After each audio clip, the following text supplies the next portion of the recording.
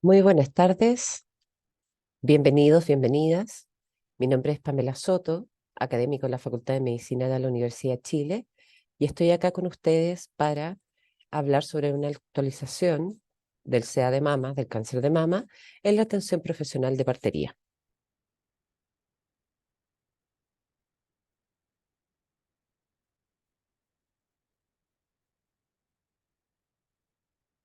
Para comenzar, hablaremos de algunas cifras internacionales, ¿cierto?, del cáncer de mama.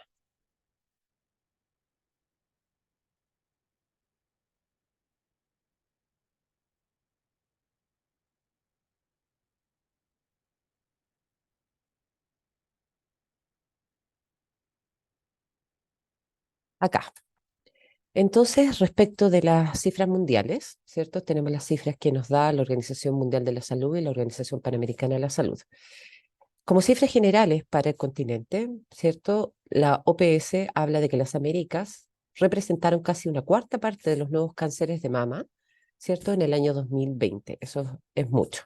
En América Latina y el Caribe, la proporción de mujeres afectadas por enfermedad de este tipo antes de los 50 años es de un 32%, mucho mayor a lo que representa, ¿cierto?, la incidencia de casos nuevos en América del Norte, que es solo un 19%. Esto tiene que ver con la detección precoz, ¿cierto?, de esta patología en los diferentes niveles de atención. La detección precoz, ¿cierto?, y el acceso al tratamiento efectivo siguen siendo un reto en países de bajos recursos, ¿cierto? Y a pesar de que existen intervenciones ya probadas y rentables, se pueden lograr mejoras sustanciales, sobre todo en la sobrevida después de esta patología, ¿cierto? En el control global del cáncer de mama mediante la implementación de la que ya se entiende y se sabe que funciona para reducirla como a niveles de países europeos, la mortalidad por esta enfermedad, ojalá en un 40%.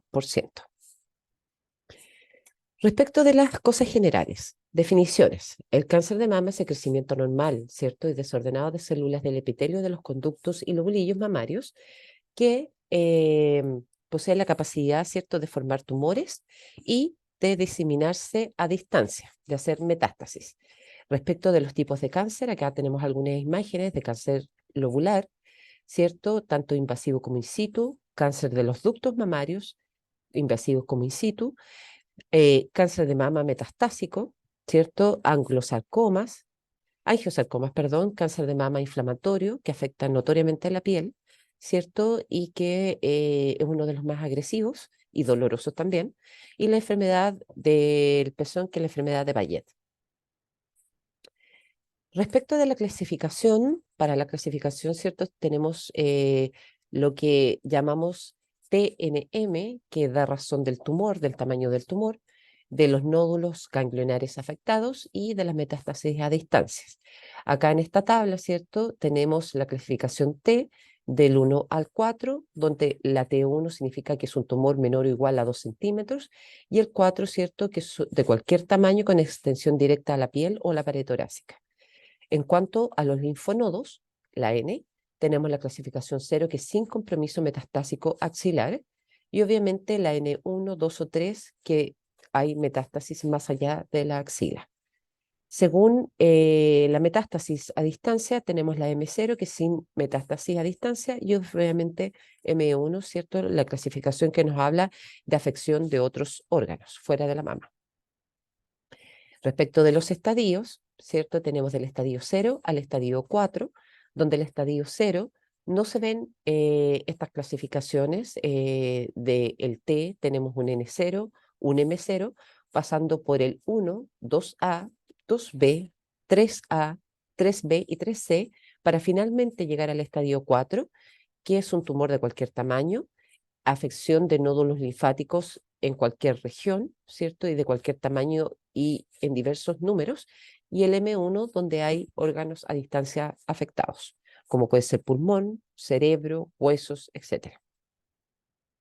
Respecto de los factores de riesgo, también tenemos, ¿cierto?, el género, es más preponderante en el género femenino, ¿cierto? La edad aumenta la incidencia, ¿cierto?, y la aparición de este cáncer sobre los 40 años.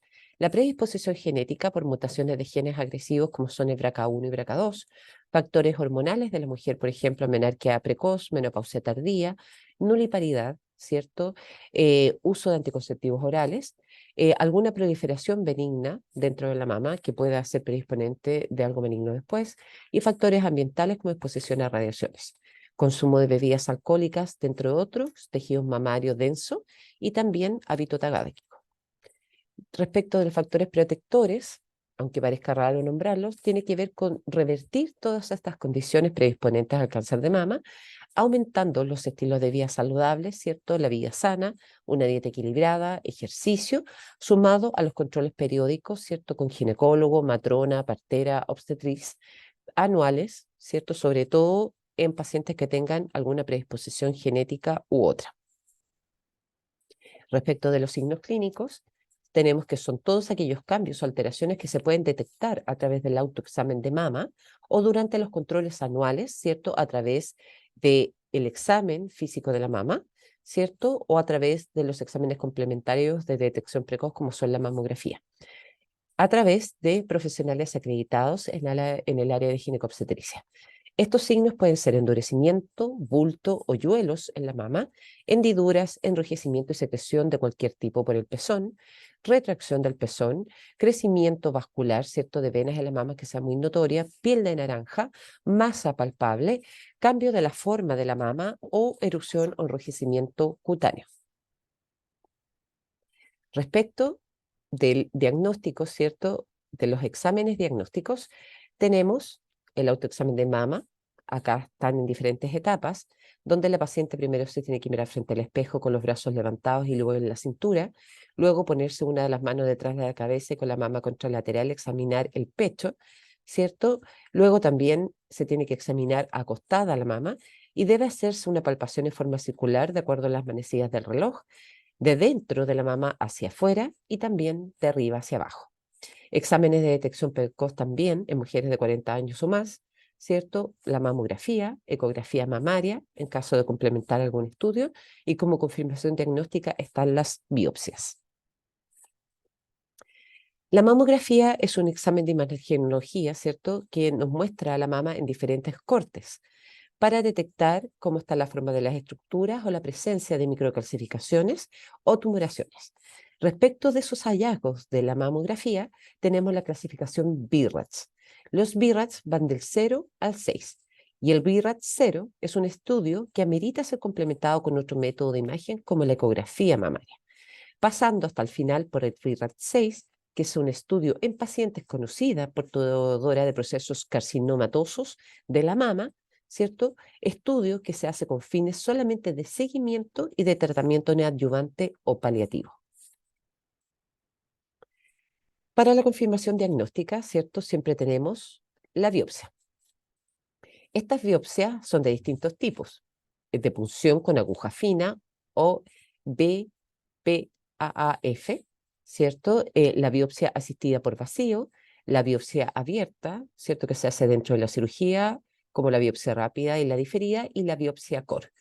Dentro de las más usadas está la biopsia core, que generalmente se reserva, ¿cierto?, para procedimientos guiados con ultrasonido, pero tiene bajo rendimiento en mamas con calcificaciones o microcalcificaciones, ¿ya? Aquí se usa una aguja un poco más fina, guiada por un ecógrafo. Y la biopsia heterotáxica, ¿cierto?, que está utilizada para procedimientos con mamografía digital, para tomar muestras con aguja gruesa, tipo trocar, en tumores bien definidos, donde se puede ver a través de la mamografía digital en 3 dimensiones esta tumoración. Son las más usadas dentro de la confirmación diagnóstica. Respecto de los tratamientos, ¿cierto?,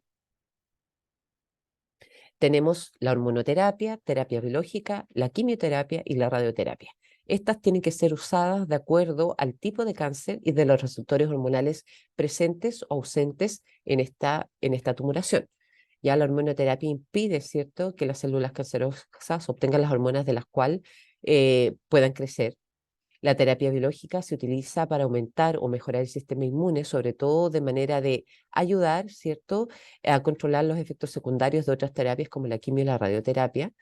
y la quimioterapia, ¿cierto? Que es un tratamiento farmacológico cuyo objetivo es destruir o inhabilitar la proliferación de las células de cáncer, y la radioterapia, ¿cierto? Que puede ser más general o localizada.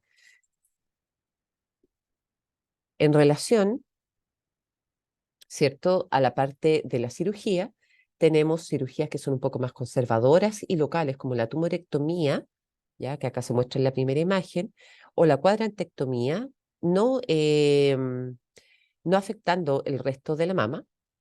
Las mastectomías, que las tenemos en la lámina 2 y 3, acá la mastectomía total, que afecta solamente la glándula mamaria, y la mastectomía radical modificada, donde se hace disección de ganglios axilares, pero sin afectar el músculo pectoral.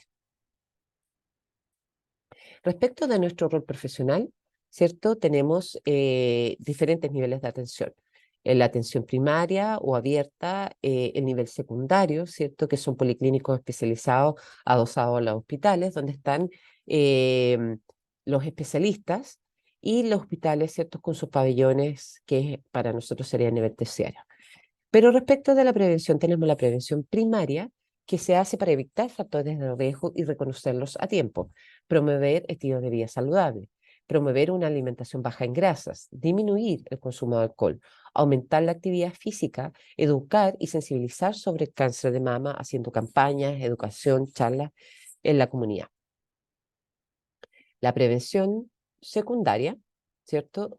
Nos habla de realizar una anamnesis dirigida a estas pacientes con el objetivo de pesquisar los factores de riesgo como antecedentes ginecológicos y obstétricos, la edad de la menarquia y de la menopausia, la paridad, edad del primer parto, si hubo lactancia exclusiva, métodos anticonceptivos, terapia hormonal de reemplazo, hábitos, dieta, tabaquismo, consumo de alcohol, presencia de actividad física, ejercicios o no.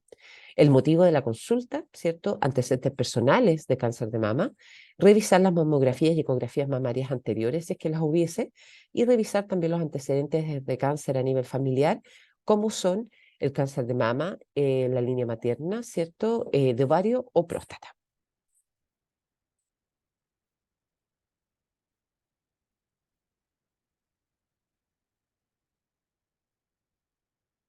En el nivel secundario, que son estos policlínicos adosados a los hospitales donde están los especialistas, se hace la derivación a la unidad de patología mamaria por patología de la mama maligna cuando hay un examen físico de mama sospechoso de cáncer, cuando hay una mamografía con BRAF 4 o 5, o cuando existe una ecografía mamaria con BRAF 4 o 5 también. ¿Para qué? Para la confirmación diagnóstica, ¿cierto? Para el estudio de receptores hormonales, para ver las mejores terapias que va a recibir esta paciente y el tipo de cirugía que va a recibir, y el estudio, ¿cierto?, de diseminación a través de escáner, de tomografías axiales computarizadas, de resonancias magnéticas y radiografías para ver el compromiso de otros órganos a distancia.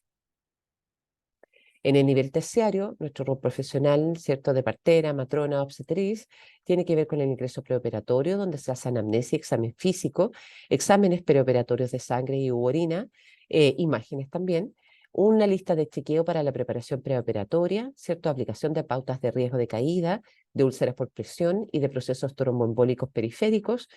Dentro del pabellón está la recepción, la revisión de consentimiento informado y la lateralidad de la cirugía, y la identificación de la paciente, por supuesto, preparación física como aseptización de la zona a operar e instalación de catéteres venosos o urinarios si correspondiera, aplicar las pautas de seguridad intraoperatoria, ya para vigilar el proceso quirúrgico, todos los registros, ¿cierto? Y la revisión y almacenamiento de los diferentes tipos de biopsia, tanto rápida como diferida.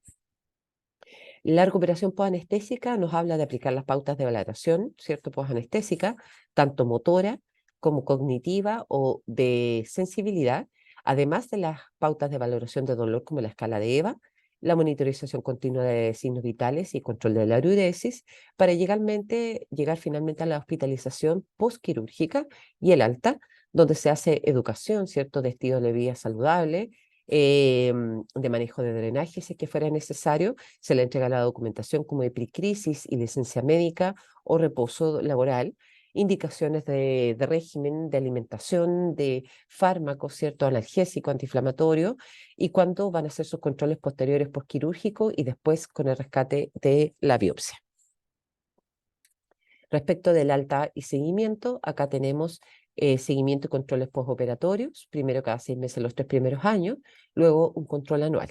Las mujeres con cáncer de mama familiar deben recibir consejería genética.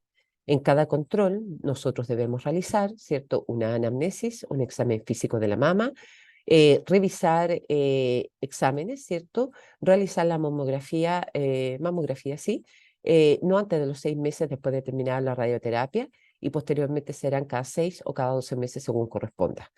Educación siempre del autoexamen de mama y principalmente el control de las mujeres con cáncer de mama es de por vida con especialistas oncólogos o mastólogos.